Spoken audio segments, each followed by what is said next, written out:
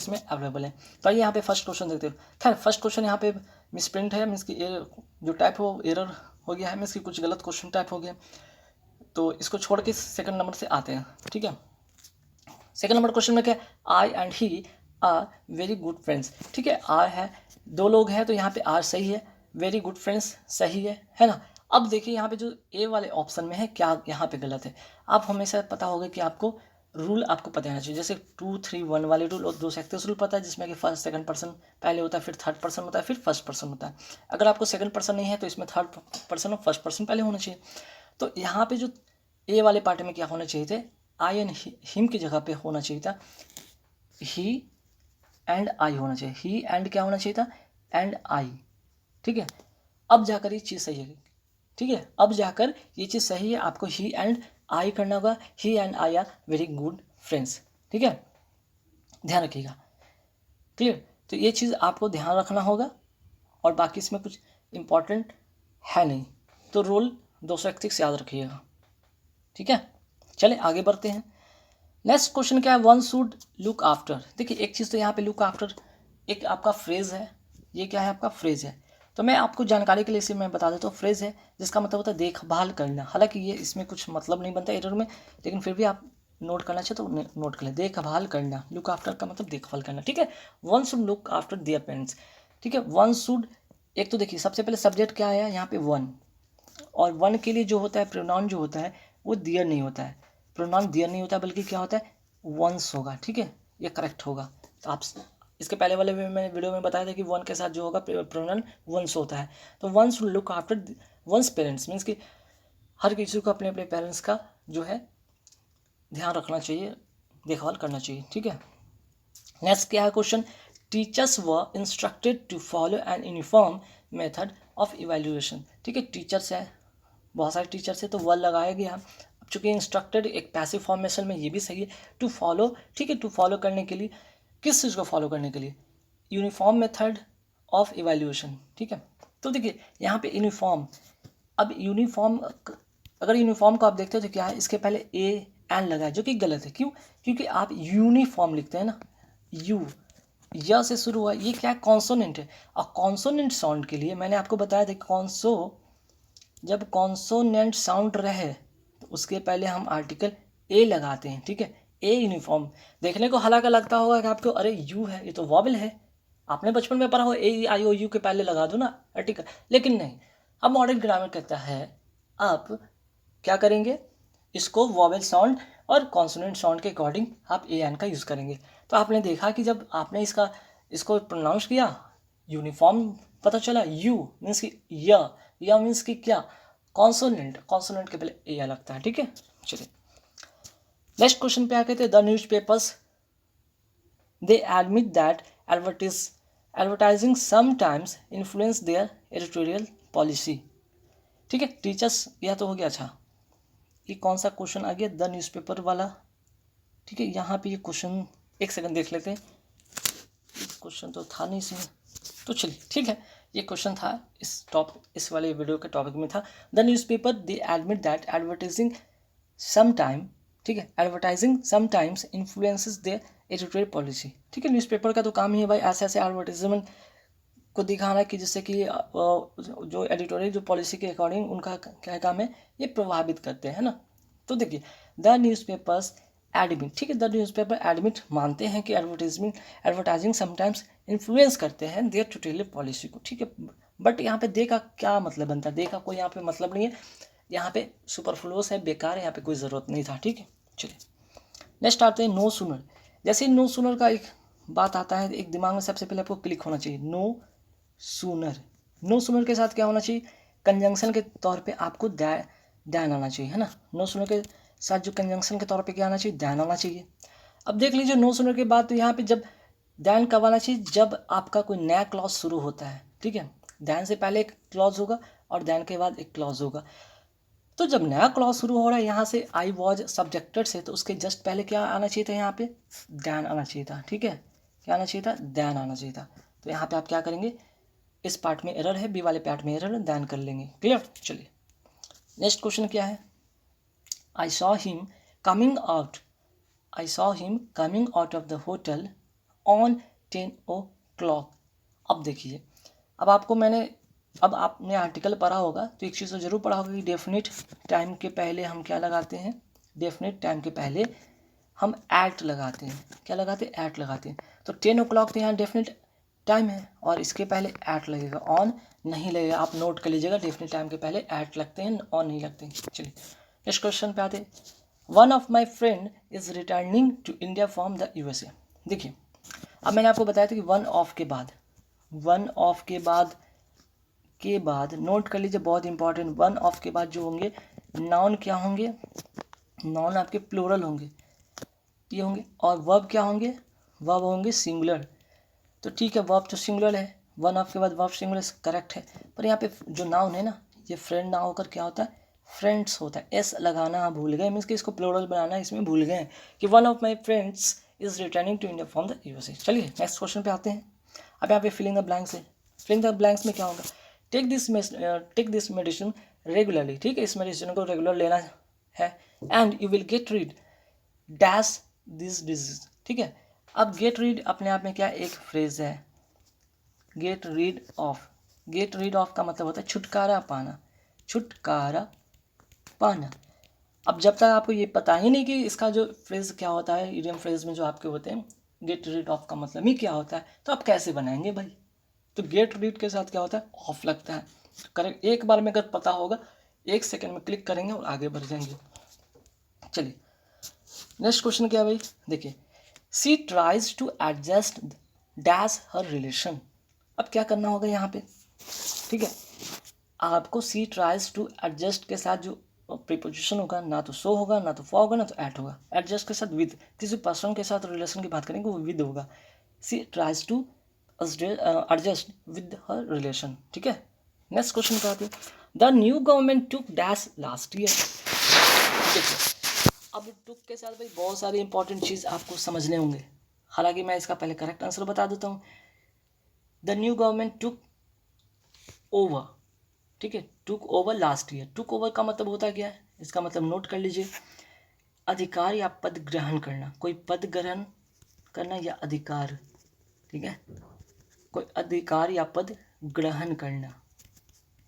जो new government है last year क्या किया, उसने अपना जो है उसको ग्रहण किया, मीन्स की उस जो है पद पर ग्रहण, मीन्स के पद पर आया। ठीक, तो टुक ओवर का मतलब तो समझ में आ गया, लेकिन कुछ एक और भी होता है टुक आफ्टर। टुक आफ्टर या तो पास्ट में लिखा हुआ है, ऐसे टेक ओवर होता है। ठीक है, हालांकि अगर जो नॉर्मल फॉर्म में हुआ वो क्या होगा? टेक ओवर होता है। इसका पास्ट में लिखा गया टुक। डोंट वरी, टेक ओवर का बात करें या टुक ओवर का बात करें, पद या अधिकार ग्रहण होता है। लेकिन टेक आफ्टर का मतलब जान लीजिए क्या होता है। एक चीज़ नोट करना चाहिए तो नोट कर ले, टेक आफ्टर का मतलब होता है समान होना। समान होना मतलब क्या? रिजेंबल होना, एक जैसे लगना, मीन्स कि आप पेरेंट्स के जैसे दिखते हो। ठीक है, एक समान दिखते हो, इस तरह के सेंस में। चलिए नेक्स्ट क्वेश्चन पे आते हैं। नेक्स्ट है आपका यहाँ पे क्वेश्चन। चलिए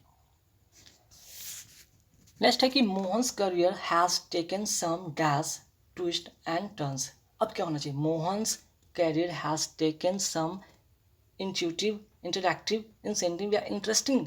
तो देखिए, मोहन्स के जो कैरियर में क्या आते हैं? सम इंटरेस्टिंग ट्वीट्स आते हैं। क्या आते हैं? सम इंटरेस्टिंग कोई ट्वीट्स आते हैं और टर्न्स आते हैं, है ना? तो इसका जो होगा इंटरेस्टिंग होगा, सम इंटरेस्टिंग। ठीक है, चलिए नेक्स्ट क्वेश्चन पे आते हैं कि when she retired she handed the charge to vice president. ठीक है, जब वो रिटायर्ड कर जाती हैं तो क्या करती हैं? सी हैंडेड, एक क्रॉस होगा, ओवर होगा, ऑफ होगा, आउट होगा। तो जो यहाँ पे करेक्ट होगा, यहाँ पे प्रीपोजिशन वो होगा ओवर। ठीक है, हैंडेड ओवर का मतलब क्या होता है? प्रदान करना। ठीक है, प्रदान करना, है ना? कहने का मतलब व्हेन सी रिटायर, जब वो रिटायर कर जाती है, she handed over the charge to the vice president. वो अपना चार्ज किसको सौंप देती है? वाइस प्रेसिडेंट को। ठीक है, चलिए नेक्स्ट क्या है? नेक्स्ट में यहाँ पे रूल से रिलेटेड, और ये सब्जेक्ट वर्ब एग्रीमेंट में मैंने आपको कई बार रूल बताया कि स्टैटिस्टिक्स। ठीक है, स्टैटिस्टिक्स हो गया, जैसे फिजिक्स हो गया, ऐसे कुछ वर्ड है, म्यूजिक जैसे वर्ड हो गए, देखने को लगेंगे कुछ कुछ वर्ड में कि प्लूरल है।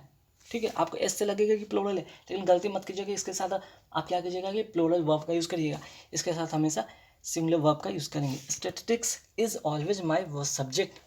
ठीक है, क्योंकि आपका ये जनरल एक्टिविटी या जनरल सेंस में आप कह सकते हैं, जब जनरल सेंस में होता है तो हमेशा प्रेजेंट में बात होता है, और प्रेजेंट में सिंगुलर वर्ब का यूज़ करते हैं, हैव व आर बिल्कुल नहीं होगा, ठीक है। अब आते हैं नेक्स्ट क्वेश्चन पे। The bus dash 50 passengers fail dash the river, ठीक है। फेल के साथ क्या होता है, अब देखिए जो चीज़ मोशन में जाता है, अब रिवर में क्या हुआ है, जो 50 पैसेंजर के साथ जो बस था वो क्या गिर गया ना, ठीक है, मोशन से गिरा, तो उसके लिए हम क्या यूज़ करते हैं, इनटू का यूज़ करते हैं, ठीक है। अगर यहाँ पे इनटू होगा तो सारे ऑप्शन तो ऑटोमेटिक कट गए ना। और ऐसे भी जब हम बात करेंगे पैसेंजर का, तो अगर पर्सन के साथ बात होता है वो हम विद लगाते हैं, the bus with 50 passengers fail into the river, ठीक है। चलिए नेक्स्ट क्वेश्चन पे आते हैं। नेक्स्ट क्वेश्चन क्या है, it is raining dash don't go out. अब इट इज़ रेनिंग के साथ क्या होगा, रेनिंग के साथ अगर हम जनरल सेंस में जो भी या कॉमन सेंस के तौर पे भी अगर हम यूज़ करना चाहें तो हमेशा रेनिंग के साथ हैवली होता है। रेनिंग के साथ क्या होता है, heavily. It is raining heavily don't go out, means बारिश बहुत तेज़ से हो रही है इसलिए आप बाहर मत जाए, है ना। चलिए नेक्स्ट क्वेश्चन क्या है, she was remarkably dash in singing and dancing. अब देखिए यहाँ पे क्या होगा, कोऑपरेटिव होगा, एकम्प्लिश होगा, या कंड्यूसिव होगा, या फ्लक्चुएटिंग होगा। तो समझिएगा यहाँ पे इसका जो करेक्ट आंसर क्या होगा, एकम्प्लिश्ड होता है। एकम्प्लिश का मतलब होता है निपुण। अब बताइए वो क्या है, निपुण है, वो शानदार तरीके से अपने किस में, सिंगिंग में और डांसिंग में निपुण है। तो एकम्प्लिश के साथ इन है, यहाँ पे जब देख लिए कि इन है तो इन के साथ हमेशा एकम्प्लिश आता है, क्योंकि कंड्यूसिव के साथ तो टू होता है, ये तो होगा नहीं, कोऑपरेटिव का कोई मतलब बनता नहीं और फ्लक्चुएटिंग का कोई मतलब बनता नहीं है ना। तो she was remarkably accomplished in singing and dancing, clear. चलिए नेक्स्ट क्वेश्चन पे आते हैं।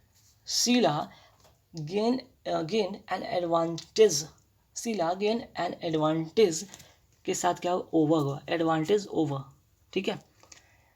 तो इसके साथ कभी भी होगा गेन एडवांटेज के साथ हमेशा ओवर मी लगाएंगे, फ्रॉम अपॉन ये नहीं लगाएंगे, ठीक है, ध्यान रखिएगा। अब आते हैं नेक्स्ट क्वेश्चन पे आते हैं सिनोनिम। सिनोनिम फटाफट देख लेते हैं भाई। हडल का मतलब होता है क्या, हडल का मतलब होता है बाधा। अगर हडल का मतलब बाधा होता है तो इसका साइनो क्या होगा, मीन्स सेम मीनिंग, सेम अर्थ में मीनिंग क्या होगा, अपोजिशन होगा, ऑब्स्टेकल होगा, थ्रो होगा, या सस्पिशन होगा। तो ऑब्स्टेकल होगा, ऑब्स्टेकल का मतलब ये होता है बाधा, ठीक है। चलिए नेक्स्ट क्वेश्चन पे आता है डिटर। डिटर का मतलब क्या होता है कि आपको क्या करना कि रोकना। डिटर का मतलब रोकना, किसी काम को करने से रोकना, है ना। इसका क्या होगा, मीन्स कि हिंडर, हिंडर मतलब बाधा पहुंचाना या रोकना, साइनो इसका मतलब भी यही होता है, ठीक है। नेक्स्ट आते हैं बारबैरिक। बारबैरिक का मतलब होता है असभ्य, जिसको कोई ज्ञान व्यान नहीं हो, असभ्य की तरह करता हो, जंगली की तरह करता हो, असभ्य मीन्स कि अनसिविलाइज्ड, मीन्स कि वो असभ्य, पढ़ा लिखा नहीं, अनपढ़ की तरह करता है, ठीक है। नेक्स्ट क्या है, कोहेरेंट। कोहेरेंट का मतलब क्या होगा, यहाँ पे अब अच्छा यहाँ से एंटो शुरू हो रहा है, यहाँ से क्या हो रहा है, एंटो शुरू हो रहा है, तो इसका अपोजिट देखेंगे। कोहेरेंट का मतलब होता है सुमेल, मीन्स कि एक मेल का, या फिर हम कह सकते हैं स्पष्ट, जो अस्पष्ट पता चलता हो। इसका अपोजिट क्या होगा, तो इसका अपोजिट होगा डिसऑर्गेनाइज। तो कह सकते हैं ना कि कोहेरेंट का मतलब होता है ऑर्गेनाइज भी कह सकते हैं, ऑर्गेनाइज कह सकते हैं, और इसका अपोजिट होगा डिसऑर्गेनाइज। कोहेरेंट का मतलब ऑर्गेनाइज, ठीक है। चलिए नेक्स्ट क्वेश्चन पे आते हैं ब्रूटल। ब्रूटल का मतलब क्या होता है भाई, ब्रूटल का मतलब होता है क्रूर। ब्रूटल का मतलब होता है क्रूर, ठीक है। अब क्रूर का क्या होगा अपोजिट, ह्यूमन, ठीक है। ह्यूमन का मतलब होता है दया से भरा, दया से भरा, अपोजिट, ठीक है। चलिए नेक्स्ट क्वेश्चन पे आते हैं इंडोलेंट। इंडोलेंट का मतलब क्या होता है भाई, इंडोलेंट का मतलब होता है आलसी, लेजी, ठीक है, आलसी, या जिसको कहते हैं इंग्लिश में लेजी। इसका जो अपोजिट क्या होगा, डिलीजेंट, मतलब मेहनती, ठीक है, मेहनती। नेक्स्ट क्वेश्चन पे आते हैं, यहाँ पे देखिए अब यहाँ से शुरू होगा इडियम फ्रेज, फटाफट देख लेंगे। The man charge colour when I question him on the location allocation of fund, ठीक है। The man charge changed colour, man का क्या होता है, कलर चेंज हो जाता है, कब हो जाता है, जब उससे क्वेश्चन पूछा जाता है एलोकेशन ऑफ फंड्स के बारे में, तो उसका क्या होता है, मैन का जो चेहरे का जो कलर कैसा हो जाता है, चेंज हो जाता है। मीन्स वो क्या कर जाता है भाई, हैप्पी तो होगा नहीं, क्योंकि ये यहाँ पे नेगेटिव सेंस दे रहा है, और हैप्पी पॉजिटिव सेंस से बिल्कुल नहीं होगा, मोटिवेटिव भी पॉजिटिव सेंस से बिल्कुल नहीं होगा। अब यहाँ पे टर्न पेल होगा या गॉट स्नब्ड होगा। तो यहाँ पे देखिए टर्न पेल का मतलब यहाँ पे समझिएगा कि क्या हो गया, वो क्या हो गया, उससे मतलब वो डर गया, है ना, वो डर गया, या फिर उसका चेहरा पीला पड़ गया। अब क्या जवाब दे, है ना, बोल तो रहा है लेकिन वो कहीं ना कहीं क्या है, वो डरा हुआ है कि चेंज कलर कर गया कलर। मीन्स कि यहाँ पे इसका करेक्ट आंसर होगा सी, ठीक है। और गॉट नम का भी मतलब कहीं ना कहीं एक मीन्स कि चुप हो जाना, मीन्स कुछ बोलना ही नहीं है, ठीक है।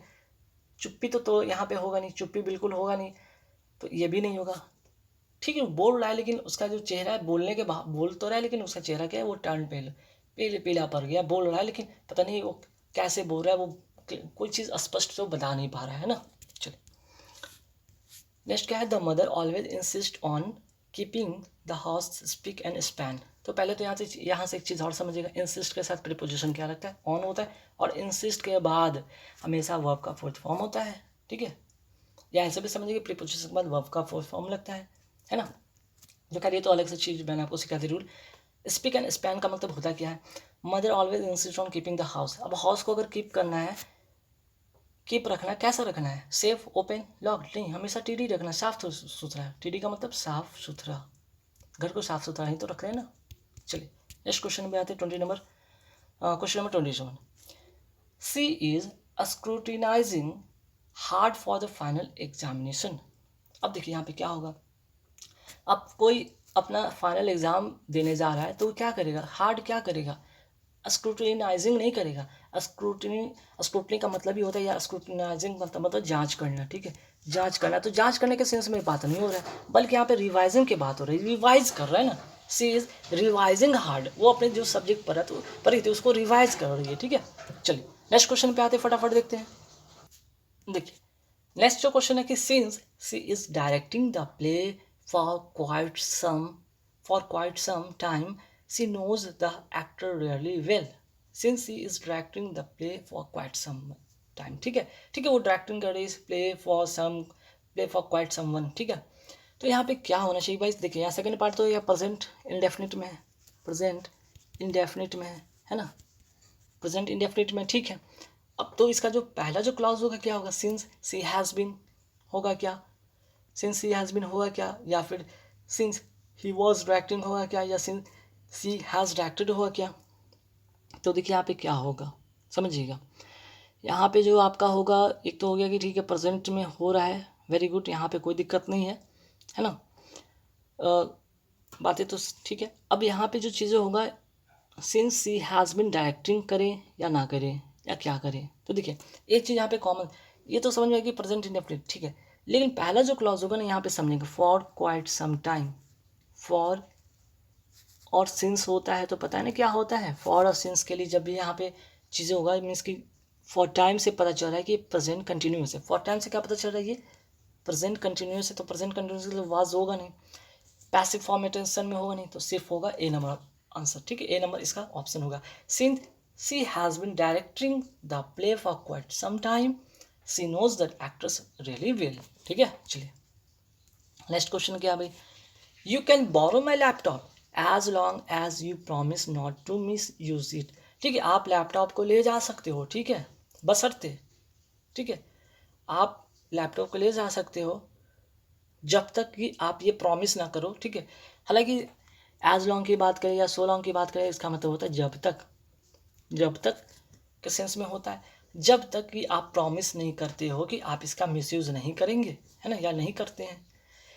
अब देखिए यहाँ पे क्या करेक्ट करना होगा, यहाँ पे एज लॉन्ग एज सही होगा कि सो लॉन्ग एज सही होगा, इसका जो करेक्ट आंसर होगा वो होगा सो लॉन्ग एज होगा। समझिएगा ध्यान से, जब हम एज लॉन्ग एज का यूज़ करते हैं तो ये कंपैरेटिव सेंटेंस में इसका यूज होता है, किस में होता है, कंपैरेटिव सेंटेंस में, ठीक है, कंपैरेटिव सेंटेंस में।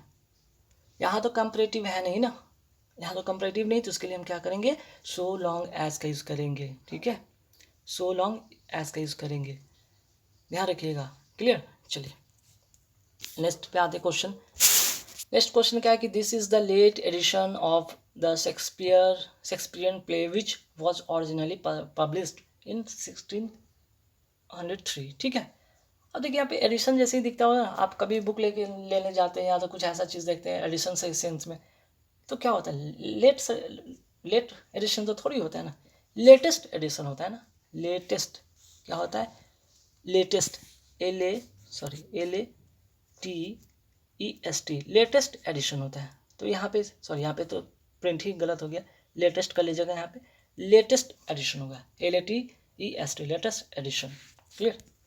अब आते हैं नेक्स्ट क्वेश्चन पे, वन वर्ड सब्स्टिट्यूशन फटाफट देखते हैं।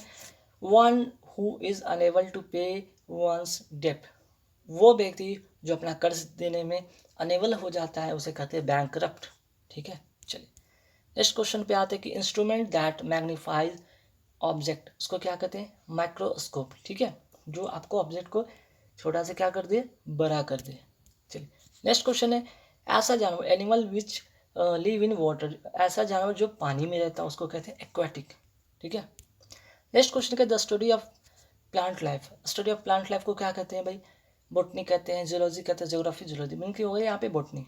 ठीक है, प्लांट की बात करें तो बोटनी, हाँ एनिमल का होता तो जूलॉजी हो जाता। नेक्स्ट क्वेश्चन क्या है, एक्सक्लूसिव पोजेशन और कंट्रोल ऑफ एनीथिंग, तो इसको क्या कहते हैं, मोनोपोली। ठीक है, एकाधिकार जिसको कहते हैं, क्या कहते हैं, एकाधिकार। तो गाइस कैसे लगी वीडियो, यहाँ पे ये वीडियो समाप्त होता है। यहाँ पे कुल 35 क्वेश्चन मैंने करा दिए। आई होप कि गाइस सभी क्वेश्चन में कुछ ना कुछ आपने रोल सीखा होगा।